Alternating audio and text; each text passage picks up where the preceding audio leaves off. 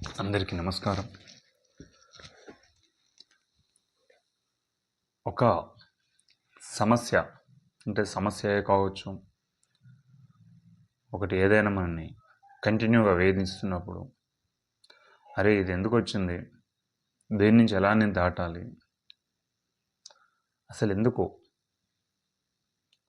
ఇది ఎందుకు వచ్చింది, నా ముందుకు ఎందుకు వచ్చింది అనేది ఒకటి మనం ఎప్పుడు తీవ్రంగా వేధిస్తుంటుంది. దాని నుంచి ఎలా దాటాలి, ఒక అనారోగ్య సమస్య కూడా,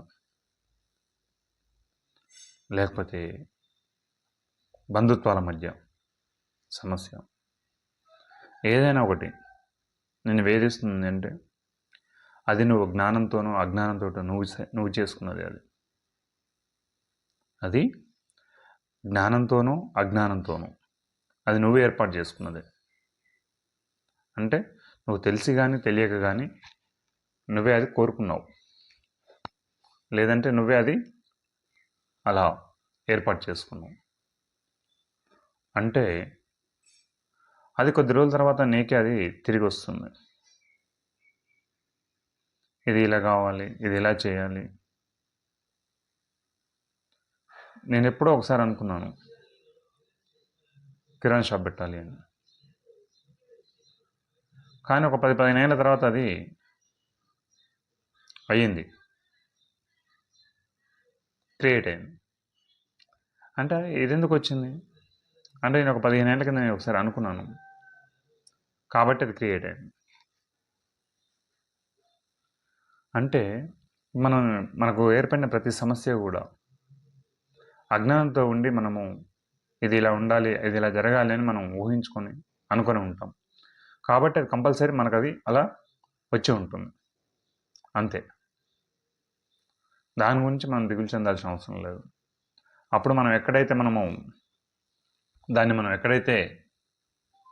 చేసాం, మళ్ళీ వెనక్కి వెళ్ళి దాన్ని మనం తిరిగి ఆలోచించుకోవాలి, తిరిగి చూసుకోవాలి. అప్పుడు దొరుకుతుంది దాని యొక్క సమస్య పరిష్కారం. అది బయట లేదు, సమస్య పరిష్కారం మన లోపలనే ఉంది. అది మనం ఎక్కడ క్రియేట్ చేస్తాం, అజ్ఞానంతో క్రియేట్ ఎక్కడ చేస్తాం, లేదా జ్ఞానంతోనే ఎక్కడ క్రియేట్ చేస్తాం అని ఒకసారి వెనక్కి వెళ్ళి చూసుకుంటే అప్పుడు దానికి సమస్య పరిష్కారం మన దగ్గరే దొరుకుతుంది, బయట ఎక్కడో లేదు. అరే నేనే క్రియేట్ చేశాను కదా ఇది, కాబట్టి అదే నాకు అందుకే ఎదురైంది. కాబట్టి దాన్ని సాక్షిగా ఉంటూ దాన్ని గమనిస్తూ దాన్ని మనము డిలీట్ చేసేయాలి. అంటే డిలీట్ చేసుకోవాలి. మళ్ళీసారి అది ఎదురుకాకూడదు. అంటే మనం ఆ స్థాయిలో ఆలోచించకూడదు. సాక్షిగా ఉంటూ అద్భుతంగా మనం క్రియేట్ చేసుకోవాలి. ఏది చేసుకున్నా కూడా ఎక్కడైతే ఆనందంగా ఉన్నావో ఆనందంగా ఉండడానికే ప్రయత్నించు. ఎప్పుడు నువ్వు ఏ విధంగా ఉన్నావో ఆ విధంగా ఉండడానికే ప్రయత్నించు. ఎప్పుడు ఏ విధంగా ఆనందంగా ఉన్నావో ఆ విధంగా ఆనందంగా ఉండడానికి ప్రయత్నించు. అంతేగాని కొత్తది క్రియేట్ చేసుకున్న తర్వాత నువ్వు బాధల్లోకి వెళ్ళిపోవాలి. కొత్తది క్రియేట్ అయిందంటే నువ్వు క్రియేట్ చేసుకున్నావు అది, కాబట్టి అది క్రియేట్ అయింది. అది ఇప్పుడు కావచ్చు, 15 రోజుల కింద కావచ్చు, ఒక నెల కింద కావచ్చు, సంవత్సరం కింద కావచ్చు, 10 ఏళ్ళ కింద కూడా కావచ్చు, లేకపోతే గతంలో కావచ్చు. అది ఎప్పుడైనా కావచ్చు. నీవు క్రియేట్ చేసుకుంది, ప్రతిదీ నీవు క్రియేట్ చేసుకుంది కాబట్టి నీ క్రియేట్ అయ్యి నీ ముందుకు వస్తుంది. వేరెవరు క్రియేట్ చేసింది కాదు, ఏ దేవుడు ఇచ్చింది కాదు. అందరూ అనుకుంటారు దేవుడు ఇచ్చింది కర్మను, నా కర్మ ఎందుకు ఇలా తగలబడింది. కర్మ తగలబడలే, మనం క్రియేట్ చేసుకుని మనం దాన్ని ఏర్పాటు చేసుకున్నాం. అట్లా మనం ఏర్పాటు చేసుకుని మళ్ళీ ఎవరు బాధపడుతున్నారు, మనమే బాధపడుతున్నాం. నేనే బాధపడుతున్నాను. ఆ క్రియేట్ చేసుకుంది నేనే, బాధపడేది కూడా నేనే. మళ్ళీ అంటే అంతా మన లోపలనే ఉంది. తిరిగి నీ లోపల నువ్వు వెళ్ళి చెక్ చేసుకో, దొరుకుతుంది దానికి సమాధానం. ఎంతో అద్భుతమైన జీవితం ఇది. దీన్ని ఎంతో అద్భుతంగా జీవించవచ్చు. నువ్వు ఏ విధంగా అంటే ఆ విధంగా క్రియేట్ చేసుకోవచ్చు. ఎక్కువ వదులుకోవడానికి ప్రయత్నించాలి, పట్టుకోవడానికి ప్రయత్నించవద్దు. ఎక్కువ వదులుకోవడానికి ప్రయత్నించాలి. వదులుకుంటేనే ఆనందం, పట్టుకుంటే దుఃఖం, బాధ. ఎంత తగ్గించుకుంటే అంత ఆనందం.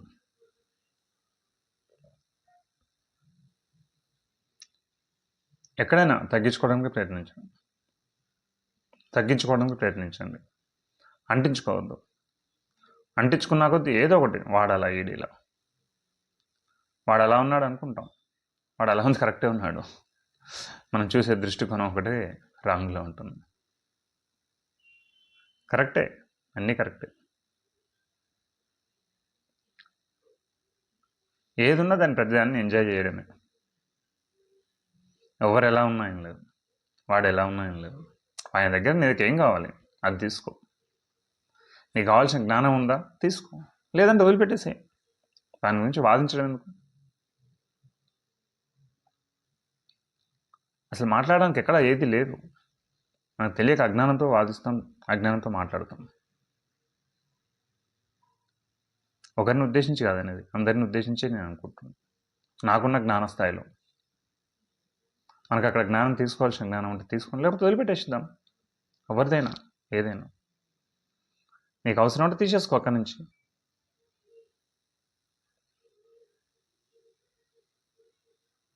లేకపోతే వదిలిపెట్టేసి, దాని నుంచి నీకెందుకు అనవసరంగా వాదన, అనవసరపు ఆలోచన. దాంతో మైండ్ డిస్టర్బ్, మనము డిస్టర్బ్, పక్కోడు డిస్టర్బ్, అందరూ డిస్టర్బ్ అవుతారు. ఎందుకు? మనకు అవసరం ఏంటి? నీకు అవసరం ఉంటే తీసుకో, లేకపోతే వదిలిపెట్టేసి. పట్టుకున్నావా ఇంకైపోయింది, వదిలిపెట్టేసావా ఇంకా ఆనందమే. ఎక్కడిదక్కడ వదిలిపెట్టేయాలి, ఎక్కడిదక్కడ వదిలిపెట్టుకుంటూ వెళ్ళిపో, ఇంకా బ్రహ్మానందం. వదిలిపెట్టలేదా ఏడిపే. పోయినంత పొడుగుతే ఏదో ఒకటి ఏడుపు, అంటే ఏదో ఒక రకమైన బాధ, లోపల మానసిక వేదన, ఏదో ఒక రకంగా ఏదో ఒక విధంగా నేను ఇబ్బంది పెడుతూనే ఉంటుంది. అరే గత క్షణం ముందు మంచిగా ఉన్నాం కదా, మరి ఇప్పుడే ఏమైంది? అదే మరి నిన్ను అటాక్ చేసింది. క్షణం ముందు బాగానే ఉంటాం.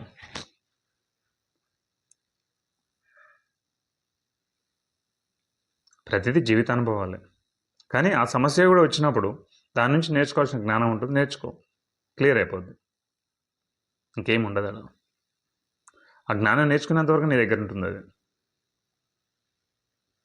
జ్ఞానం నేర్చుకున్నాక ఇంకా సమస్య నీ ముందర కిందకు వస్తుంది. 10వ తరగతి పాస్ అయినా మళ్ళీ 10వ తరగతి ఏం చదువుతావు? అది మనమే జ్ఞానంతోనైనా అజ్ఞానంతోనైనా సృష్టించుకోవచ్చు. సృష్టించుకున్న దాని నుంచి మనం దాని నుంచి బాధపడుతున్నామంటే దాని నుంచి నేర్చుకో, అయిపోద్ది. ఇంకా అది సబ్జెక్ట్ అయిపోద్ది, క్లియర్. అంతా నేర్చుకోవడమే. నేర్చుకోకపోతే నీ ఏమంటే ఉంటుంది, అది వదిలిపెట్టదు నిన్ను. ఎందుకు వదిలిపెడుతుంది? 10th క్లాస్ ఫెయిల్ అయ్యావు, ఇంటర్కి ఎలా వెళ్తావు? 10 సార్లు రాసాను, పాస్ కావాల్సిందే, అంతే కదా. ఉన్నత స్థాయికి వెళ్ళాలంటే కింది స్థాయిలను అధిగమించి పైకి వెళ్తూ ఉండాలి, లేదంటే ఉన్నత స్థాయికి వెళ్ళలేవు. ఎదగడం అంటే కింది నుంచే ఉంటుంది. ఒకసారి ఎదిగామంటే చాలా వరకు పడడానికి లేదు అవకాశం. ఎదుగుతూ ఉండు, ముందు నువ్వు ఎదుగు.